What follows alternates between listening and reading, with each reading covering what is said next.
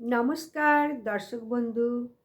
আমি বলবো অনেকগুলো সাইসান চলে গেল, আর বাকি রয়েছে 3টে সাইসান এখনও বাকি রয়েছে। যাই হোক, সাহিসানের সতর্কতা এবং সাহিসানের মন্ত্র, কোন মন্ত্র বলে স্নান করবে, প্রধান মন্ত্রসমূহ তোমাদের বলবো।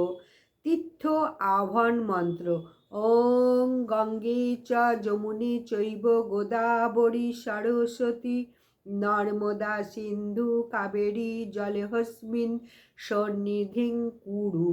সব তীর্থের উপস্থিতি আহ্বান করে এই মন্ত্র বললে। সাই স্নানের সময় এই মন্ত্র বলে স্নান করবে।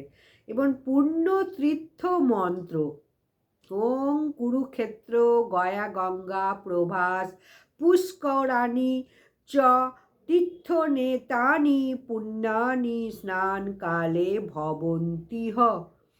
প্রাতকালে এইটাকে জপ করতে হবে 108 বার। তাহলে সাই স্নানের মন্ত্রগুলো ভালো করে জেনে নাও। গঙ্গা স্নান মন্ত্র: গঙ্গায় যখন স্নান করবে কি মন্ত্র বলবে শোনো। ওং গঙ্গা গঙ্গেতি যোগ ব্রূয়াদ যোজনানং শতৈরূপী মুচ্যতে সর্বপাপেভ্যো বিষ্ণুলোকং স গচ্ছতি। 5বার ডুব দেওয়ার সময় এই মন্ত্র জপ করতে হয়। গঙ্গা স্নানে সবসময় 5বার ডুব দেবে, যখনই ডুব দেবে 5বার ডুব দেবে। সাই স্নানের আগে গঙ্গা ও অন্যান্য তীর্থে মন্ত্রসমূহ বেশি প্রযোজ্য। এগুলো জলশুদ্ধি, পাপমোচনের জন্য এবং শাস্ত্রীয়ভাবে এগুলো করা হয়, বলা হয়। এই গঙ্গা স্নানে এই মন্ত্রগুলো বললে কি সতর্কতা অবলম্বন করতে হয় সেটা শোনো। মানসিক শান্তি রক্ষা করতে হবে, অহংকার ত্যাগ করতে হবে, এবং এইসব করলে স্নানের অনেক পুণ্য ফল পাওয়া যায়। এবার বলবো মন্ত্র জপ কখন করবে। প্রাতকালে গঙ্গা স্নান মন্ত্র জপ করতে হবে। ওং গঙ্গা গঙ্গেতি যোগ ব্রূয়াদ যোজনানং শতৈরূপী মুচ্যতে সর্বপাপেভ্যো বিষ্ণু লোকং স গচ্ছতি। টা প্রাতকালে স্নান করার সময় এই মন্ত্রটা জপ করতে হবে। আর ওং নমঃ শিবায় বা গায়ত্রী মন্ত্র 108 বার স্নানের সময় মনে মনে জপ চালিয়ে যেতে হবে। তাহলে ওং নমঃ শিবায়টাই বেশি সুবিধা। ওংটা বাদ দিয়ে নমঃ শিবায় নমঃ শিবায় নমঃ শিবায় করতে করতেও স্নান করতে পারো। আর সাই স্নানের সময় সাধু নাগাদের আগে স্নান হয়ে যাবে, তারপরে স্নান করো 5বার ডুব দিয়ে, তবেই পুণ্য ফল পাবে। সাধু নাগারা আগে স্নান করে নেবে, তারপরে। এটা মনে রাখবে। আর সাই স্নানের দিনকে অবশ্যই উপবাস করতে হবে। স্নানের 1 বা 3 দিন আগে থেকে ফলাহার বা পূর্ণ উপবাস পালন করতে হবে।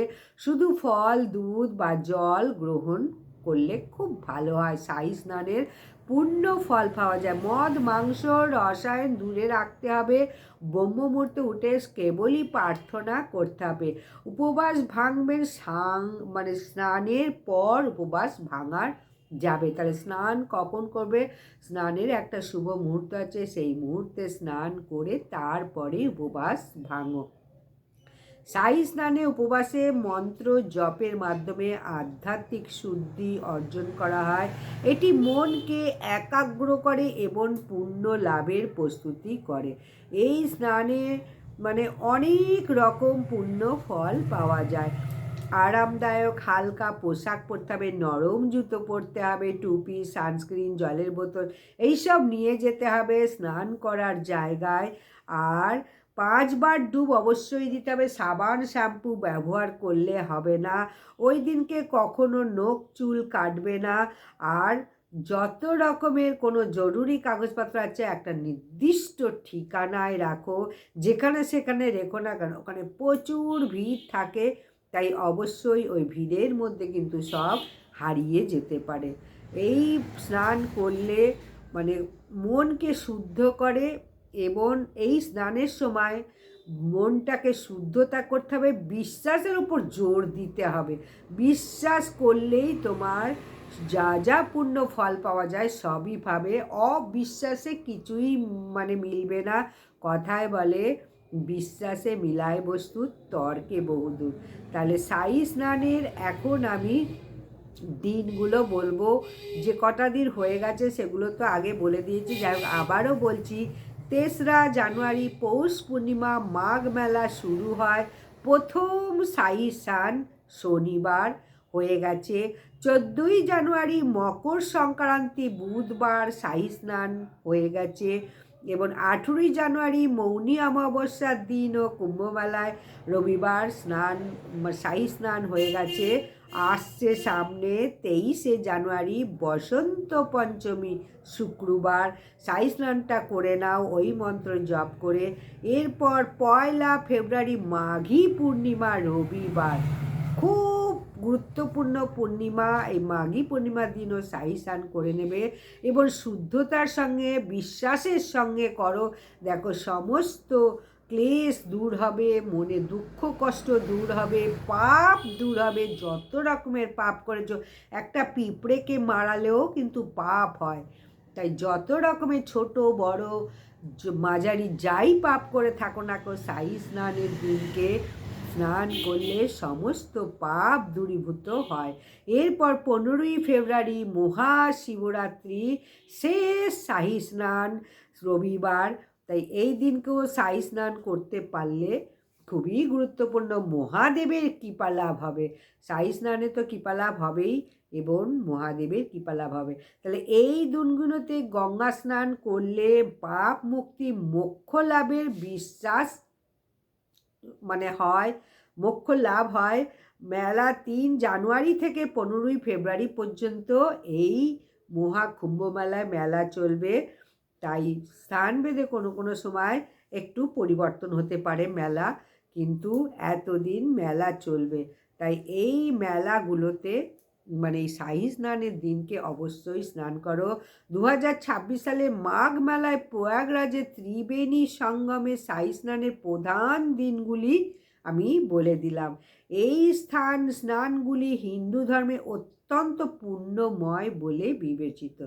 তাহলে ভালো করে মাথায় রাখো শাহী স্নান কোনগুলো। আবারও বলছি, 2026 সালে মাঘ মেলায় প্রয়াগরাজে ত্রিবেণী সঙ্গমে শাহী স্নানের প্রধান দিনগুলি নির্ধারিত, আমি নিচে বলে দিচ্ছি। এই স্নানগুলি হিন্দু ধর্মের অত্যন্ত পুণ্যময় বলে মনে করা হয়। শাহী স্নানের তারিখ বলে দিচ্ছি। 3রা জানুয়ারি পৌষ পূর্ণিমা মাঘ মেলা শুরু এবং প্রথম শাহী স্নান শনিবার। 14ই জানুয়ারি মকর সংক্রান্তি বুধবার।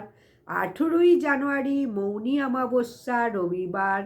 23শে জানুয়ারি বসন্ত পঞ্চমী শুক্রবার এবং 1 ফেব্রুয়ারি মাঘী পূর্ণিমা রবিবার।